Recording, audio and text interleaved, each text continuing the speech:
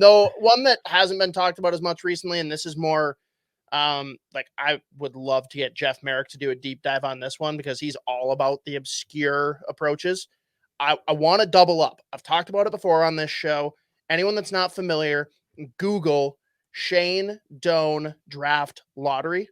You will find an article from I don't know how many years back. It was a while ago, but it really spun out of his son, who actually, congrats, just signed his pro deal, leaving ASU, going to play in the Arizona Coyote system.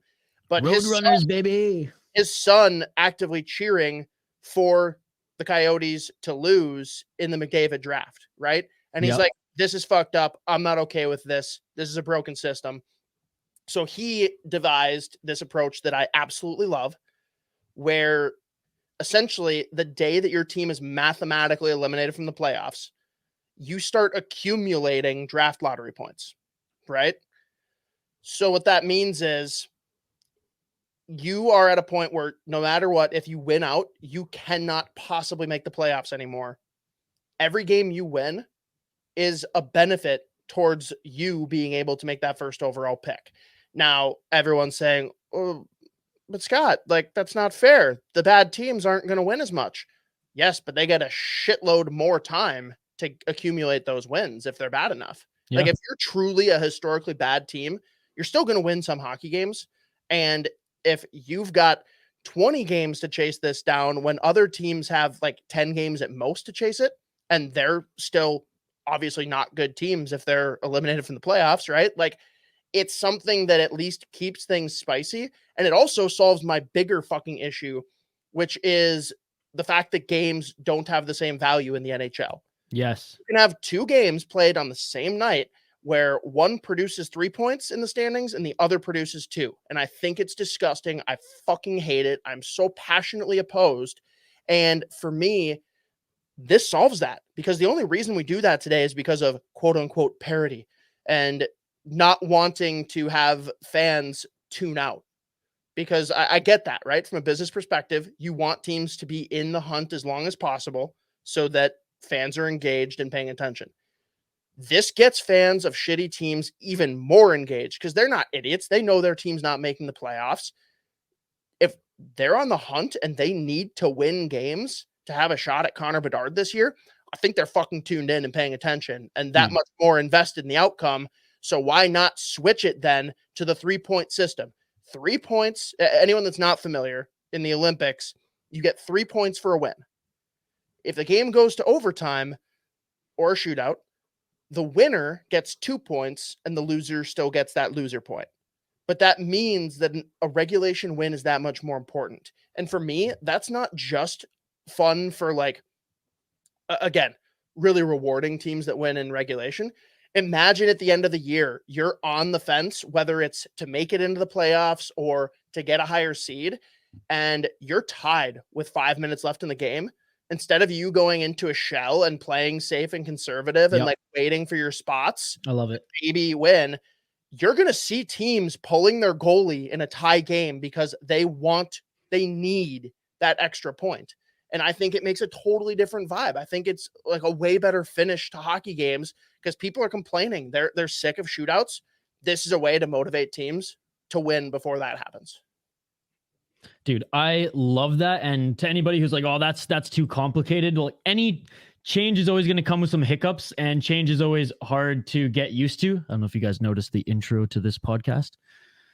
I'm patting myself on the back for not fumbling that. But I mean, no, that's such a great point, Hoppy, because last night, like, again, the San Jose Sharks fans who are horking up money to go there and support that team, and at this point, just watch Carlson, they're booing. Like, they know they're getting Bedard, but they're still pissed off at the product that they have to just endure such like shit hockey. Whereas if there was a little bit more incentive, I mean, even the likes of an Erik Karlsson would probably bring a little bit more to his game right now, even though I know he's, just absolutely stellar this season. So I love that. I love that.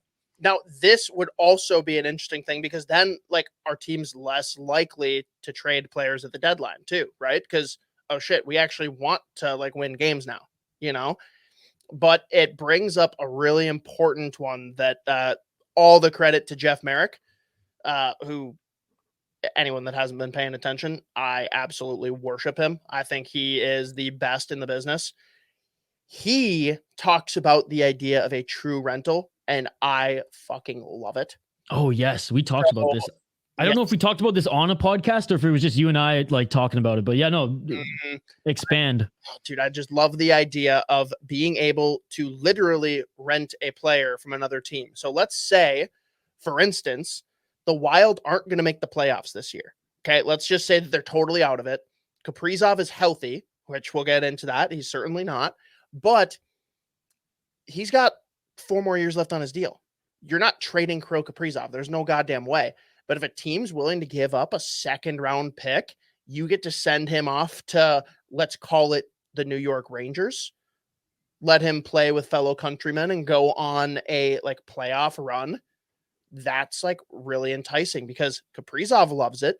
Like that actually helps you keep stars in big markets. If they know, hey, if my team sucks, I can still go play in the playoffs somewhere. Like that probably helps you to keep them happy and keep them at home. Now, obviously, there are concerns with injuries, right? If you look at Kaprizov and he gets a career-ending injury, like what happens then? I don't know. That's a scary thing. And Kaprizov's probably a bad example. You're probably not doing it with your stars, but like, dude, think about a Ryan Hartman. Perfect example. He's the perfect middle six guy to add to any playoff lineup, brings it all. Dude, a goalie. Is really, a goalie. Goalie, I don't see happening though, because in the NHL, like goalies don't just plop into another spot and crush. Like maybe a backup who's like used to being called up and can, you know, who can be clutch. Agreed. Backup, or like your starter goes down and you need someone in a pinch. Yeah. Different story, right? But yes, I think that that's really, really interesting. A lot of things to work out, even more so than what I proposed earlier. And again, people say that's too complex. I agree. This is probably too complex, but if you found some kind of way to accomplish that, I think it could be really interesting and really exciting. And all you're doing, if you accomplish this and do it the right way, is guaranteeing more eyes on playoff hockey if you're Gary Bettman, because there might be fans in Minnesota that only care about the Wild. They do not want to watch the Stanley Cup playoffs. Do I think there's a lot? No. Minnesota's probably a bad example. But let's say you're the Columbus Blue Jackets, right? You've been out of it. Like they're fully on Bedard watch. You know, shout out to our boys over at Beerly Hockey. Like they're not going to argue with us. Like this team's not good. But imagine you take Line or Gaudreau and you rent them out to another team. You're picking up assets. And now all of those Columbus fans have a reason to tune in and watch their guy going on a playoff run. Like, I don't know. It seems like a valuable approach. I'm just thinking, imagine Calgary rents Gaudreau. No, they rent Gaudreau and Tkachuk. Both of them are out of the playoffs. Hey, Flames fans, you already have those jerseys. They'll be pumped. They'll be like, yes, I can wear these to games again. Imagine if they did that before the trade deadline this year, when they're on the fringe looking like they're not going to make it. And then all of a sudden you literally reunite that first line and have better players already from the other trades. Dude, that's actually a really fun one. Good call by you. I like that. Now there would be cap complications, but again, those are things you work out. Yes, you figure it out. Oh, this could be fun. I dig that.